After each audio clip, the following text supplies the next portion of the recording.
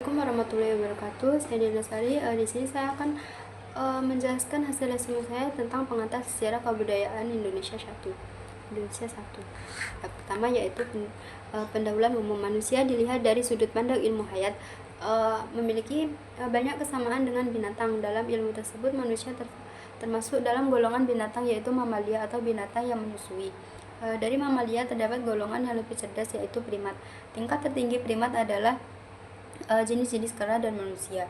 Kera masih mirip dengan mamalia biasa, bergerak dengan 4 kaki, sedangkan anthropoidea seperti orangutan dan simpanse melalui berdiri dengan kedua kaki, namun masih menggunakan tangan untuk bertopang. Berbeda dengan manusia yang sebelumnya berdiri dengan kedua kaki hingga tangannya bebas untuk berfungsi sebagai alat yang membantu dalam beraktivitas. Perbedaan utama antara manusia dan binatang adalah kecerdasan otak yang dimiliki manusia. Kecerdasan inilah yang membedakan manusia dari binatang dan membuatnya menduduki posisi tertinggi dalam makhluk hidup.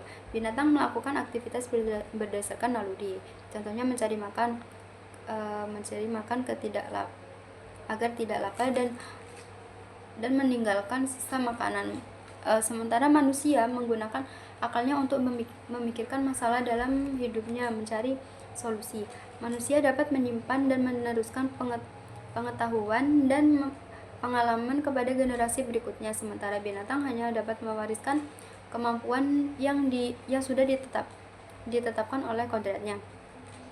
Di samping itu, manusia dapat belajar dan berbagai kebudayaan yang memungkinkan pengetahuan dan pengalaman disebarkan secara horizontal kepada orang lain. Manusia hidup dalam kelompok dan membentuk masyarakat yang teratur dan pembagian kerja.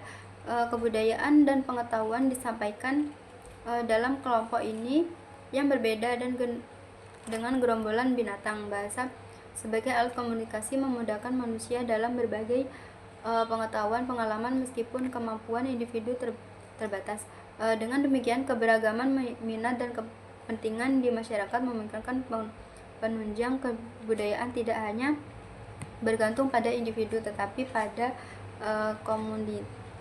komunitas secara keseluruhan. Masyarakat terus berkembang karena lahirnya anggota baru yang dilatih dan dididik untuk menjadi bagian dari masyarakat. Manusia dengan pengetahuan dan akalnya terus berusaha memperbaiki posisi mereka dalam lingkungan sesuai dengan kebutuhan dan kondisi yang berubah. Oleh karena itu, sifat masyarakat berubah mengikuti kebutuhan yang tidak tetap sama. Elemen yang tidak lagi memenuhi kebutuhan akan diubah atau diganti. Perkembangan satu hal selalu diikuti oleh perkembangan lainnya. Perubahan kemajuan kebudayaan sering disebabkan oleh faktor luar. Jika masyarakat dihadapkan pada perubahan besar yang mendadak, dapat terjadi keguncangan dalam persatuan masyarakat. Namun anggota masyarakat berpeluang menyesuaikan diri dengan menerima hal baru untuk memenuhi kebutuhannya. Kebudayaan lama pun harus ditinggalkan, namun masih mungkin ada elemen dari kebudayaan baru akan tumbuh sesuai dengan tuntutan zaman saat ini. Pengaruh kebudayaan luar bisa datang tanpa paksaan, dan seringkali kebudayaan yang lebih tinggi lebih berpengaruh dalam perkembangan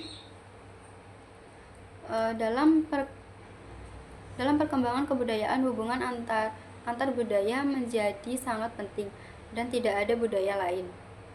Proses pengolahan budaya yang tidak sempurna dapat menghasilkan imitasi yang tidak diterima oleh masyarakat secara luas dan dapat mengganggu stabilitas masyarakat. Kekuatan budaya terletak pada kemampuannya mengolah pengaruh yang ada menjadi milik sendiri. Sudah kita ketahui bahwa kebudayaan selalu berubah-ubah. Ini bisa besar dan menghasilkan kebudayaan baru, terutama karena pengaruh dari luar. Corak baru dalam kebudayaan dan perkembangan selanjutnya ditentukan oleh cara pengolahan anasir asing. Kebudayaan yang ada saat ini merupakan hasil dari proses pertumbuhan dan perkembangan di masa lalu. Kebudayaan Indonesia saat ini beragam dan merupakan hasil perkembangan dari waktu ke waktu dengan banyak pengaruh luar yang memberi ciri khas. Dalam mempelajari sejarah kebudayaan Indonesia digunakan pembagian berdasarkan masa dengan batasan tidak mutlak. Terdapat dua pembagian utama, yaitu zaman prasejarah dan zaman sejarah, yang masing-masing juga dibagi lagi. Zaman prasejarah dimulai dari awal manusia hingga abad ke-5 Masehi. Yang perlu dicatat adalah bahwa masa sekarang adalah saat modernisasi dan pengindosiaan yang terus berlangsung dengan pengaruh kedaerahan yang tak bisa diabaikan karena kondisi geografis Indonesia. Proses pembentukan kebudayaan Indonesia modern harus diteliti oleh ilmu lain karena masih dalam perkembangan. Selanjutnya yaitu membahas prasejarah. Dalam mempelajari sejarah kebudayaan, kita mulai dari yang tertua, yaitu manusia pertama. Kebudayaan merupakan kesatuan yang tidak terpisahkan dari manusia. Jadi untuk memahami kebudayaan, kita perlu mengetahui asal usul manusia. Menurut ajaran agama, manusia pertama diciptakan oleh Tuhan setelah semua makhluk lain ada. Ilmu pengetahuan juga menunjukkan bahwa manusia pertama muncul setelah munculnya makhluk-makhluk lainnya. Hal ini didukung oleh penemuan fosil untuk memahami perkembangan kehidupan di bumi. Kita juga perlu melihat sejarahnya. Ilmu falak mengungkapkan bahwa bumi awalnya berupa bola gas panas yang berputar dan kemudian membentuk kulit bumi. Sekitar 250 juta tahun kulit bumi mulai terbentuk. Berdasarkan geologi sejarah, bumi dibagi menjadi beberapa zaman. Pertama adalah zaman Arkeokum yang berlangsung sekitar 2,5 miliar tahun. Itu zaman kulit bumi sangat panas dan tidak ada kehidupan. Pada akhir periode ini ada zaman Paleozoikum yang berlangsung sekitar 340 juta tahun, di mana berbagai binatang seperti ikan, amfibi dan reptil mulai muncul. Setelah itu terdapat zaman Mesozoikum yang juga dikenal sebagai zaman reptil yang berlangsung sekitar 140 juta tahun. Terus yang terakhir zaman Neozoikum atau Kainozoikum dimulai sekitar 60 juta tahun lalu, dibagi menjadi zaman tertier dan kuarter. Dari pembagian zaman dijelaskan bahwa manusia pertama kali muncul antara zaman tertier dan kuarter. Pada tahap awal manusia masih sederhana dalam banyak hal, tetapi upaya mereka untuk memenuhi kebutuhan hidup sudah menciptakan kebudayaan. Dapat disimpulkan permulaan kebudayaan dimulai pada prasejarah yang jatuh pada permulaan zaman geologi kuarter. Prasejarah mencakup waktu dari munculnya manusia hingga sampai pada informasi tertulis. Ilmu prasejarah mempelajari manusia dan peradabannya dari awal kemunculan manusia hingga zaman sejarah. Keterangan tertulis bisa berasal dari bangsa itu sendiri atau dari bangsa lain yang lebih maju. Contohnya bangsa Sumeria dan Mesir mengakhiri zaman prasejarah sekitar 4000 tahun sebelum Masehi dengan adanya tulisan yang tersisa. Selanjutnya yaitu Mesolitikum. Suatu cara istimewa dari Mesolitikum adanya peninggalan yang disebut perkataan Denmark yang kejoken dapus moding sama dengan sampah, jadi artinya sampah-sampah dapur. Didapatnya di sepanjang pantai Sumatera Timur, laut di antara Langsa di Aceh dan Medan, beberapa puluh kilometer dari laut sekarang, tetapi dulunya di tepi pantai dengan ditemukan rumah tengkorak Abdi Sous Roche. Penemuan kedua Abyss-Sulci merupakan gua yang disampaikan sebagai tempat tinggal penyelidikan pertama oleh Van Stein di Gua Lawa dekat Sampung Ponorogo pada tahun 1928 hingga 1931. Ditemukan alat ujung panah dan flags. Kebudayaan Basko Hoabin, penyelidikan akan persebaran kapak Sumatera dan kapak pendek membawa kita ke daerah Tonkin di Indochina. Kebudayaan Baskon Hoabin dengan pebbles dan alat dari tulang yang datang melalui jalan barat. Kebudayaan Flake yang datangnya melalui jalan timur.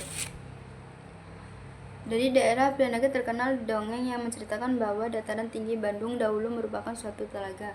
Penyelidikan geologi oleh Wan Koenigsweg membenarkan cerita itu. Ditemukan hasil kebudayaan berupa flakes ini dibuat dari batu indah yang hitam warnanya, yaitu obsidiania, yaitu di Danau Bandung. Hasil-hasil kesenian bahwa di Eropa banyak didapat hasil kesenian menurut para ahli yang berasal dari zaman akhir Paleolitikum, sedangkan di negara kita ditemukan dalam zaman Mesolitikum. Ditemukan gua leang-leang di Sulawesi Selatan berupa gambar berwarna dari seekor babi hutan sedang lari dan gambar cap tangan berwarna merah. Bab 4 Neolitikum merupakan suatu revolusi yang sangat besar dalam peradaban manusia. Revolusi ini sudah didapati benihnya di zaman Mesolitikum. Kapak persegi, nama itu berasal dari von Hernie Golden. Kapak terbuat dari persegi panjang. Kapak terbentuk persegi panjang dan juga trapesium. Kapak ini dapat ditemukan di Sumatera, Jawa, dan Bali. Jenis kapak yang besar adalah beliung dan cangkul. Kapak lonjong dinamakan lonjong karena atas penampang alangnya yang berbentuk lonjong.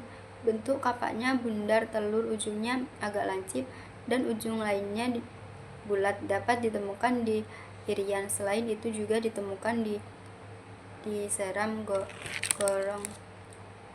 Adapun benda-benda lainnya kecuali alat kerja seperti kapak, pancul, tarah, dan beliung, salah satunya perhiasan yang ditemukan di Jawa. Gelang dari batu indah dan indah dalam jumlah besar. Selain itu ditemukan kalung yang dibuat dari batu indah.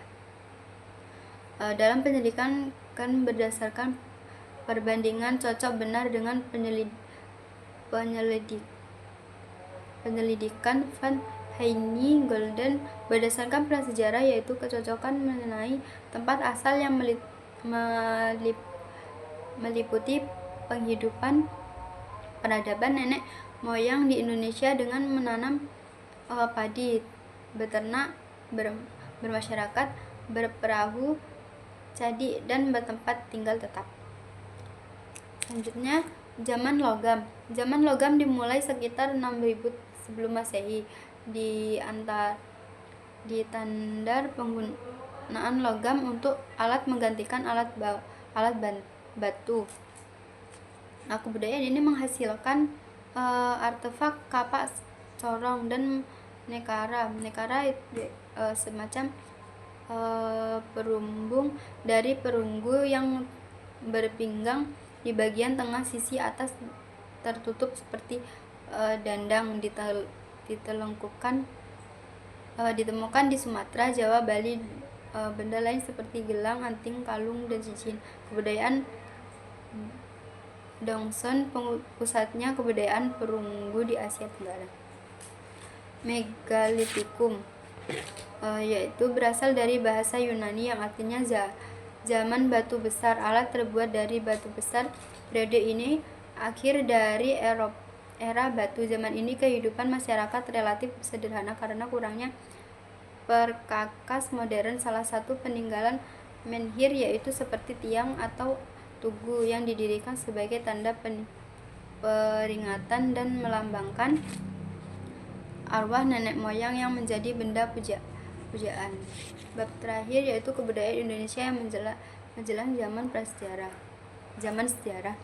Dalam teori Kern dan von Hayri-Golden bahwa nenek moyang bangsa Indonesia adalah bangsa Austronesia sekitar 2000 tahun sebelum Masehi, dikenal sebagai zaman Neolitikum. Kebudayaan ini yaitu kapak persegi dan kapak lonjong. Kapak persegi didukung oleh bangsa Austronesia, sedangkan kapak lonjong didukung oleh bangsa Papua Melanesoide.